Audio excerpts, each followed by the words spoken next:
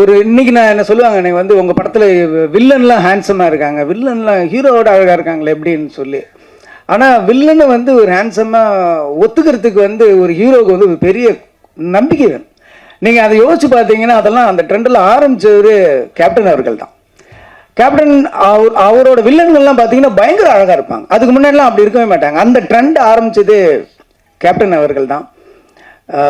Sathyaraj, Sarath sir ஆகட்டும், இன்னும் நிறைய பேர் சொல்லிக்கிட்டே இருக்கலாம். அவரோட கம்பெனியில் அவர் அறிமுகம் செய்தவர் அவர் எவ்வளோ பெரிய இது.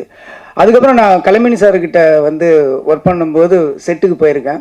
கருப்பு நிலா செட்டு தான். அப்போ அவர் டைலாக் வந்து கலைமணி சார், நான் அசிஸ்டண்டாக இருக்கும்போது செட்டில் போவேன். ஸோ மூலையில் இருக்கும்போது லைஃப்பில் ஃபஸ்ட் டைம் வந்து கேப்டன் நான் பார்க்குறேன்.